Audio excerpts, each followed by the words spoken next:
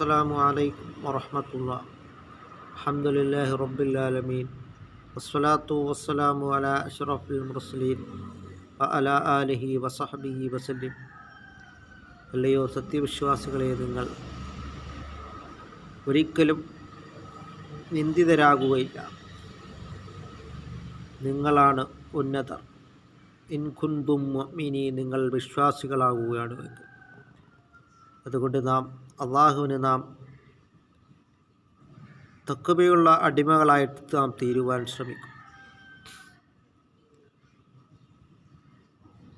അതുകൊണ്ട് നമ്മളുടെ വിശ്വാസത്തെ ശരിയാക്കുക.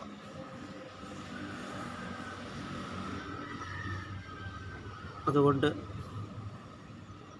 തുഅ്മിനു ബില്ലാഹ്, അള്ളാഹുവിനെ കൊണ്ടുള്ള വിശ്വാസം സദൃഢമാക്കും. അതുകൊണ്ട് അല്ലാഹു വ റസൂലഹു, അള്ളാഹു റസൂൽ കരീം സല്ലല്ലാഹു അലൈഹി വസല്ലം തങ്ങളെയും വഴിപ്പെട്ട് ജീവിക്കുവാനും ശ്രമിക്കുക.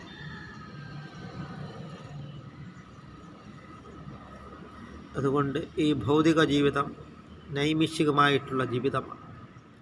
ഓരോ സെക്കൻഡ് സമയം ഖബറിലേക്കുള്ളതാണ് എന്ന് മനസ്സിലാക്കിക്കൊണ്ട്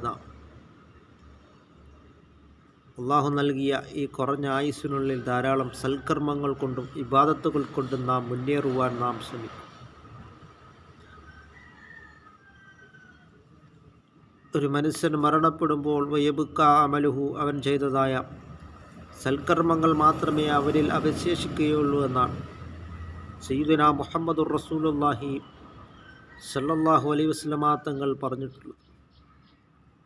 അല്ലാതെ നമ്മളുടെ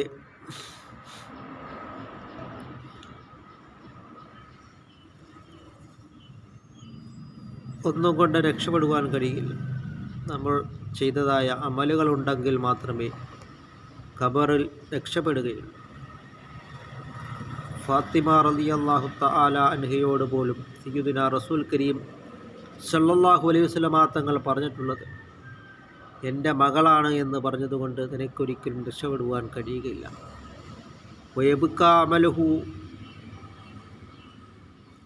അവിടെ ധാരാളം സൽക്കർമ്മങ്ങൾ ഉണ്ടെങ്കിൽ മാത്രമേ അവിടെ രക്ഷപ്പെടുവാൻ കഴിയുകയുള്ളൂ എന്നാണ് സയ്യിദുനാ മുഹമ്മദുർ റസൂലുള്ളാഹി സല്ലല്ലാഹു അലൈഹി വസല്ലം തങ്ങൾ പറഞ്ഞിട്ടുള്ളത്.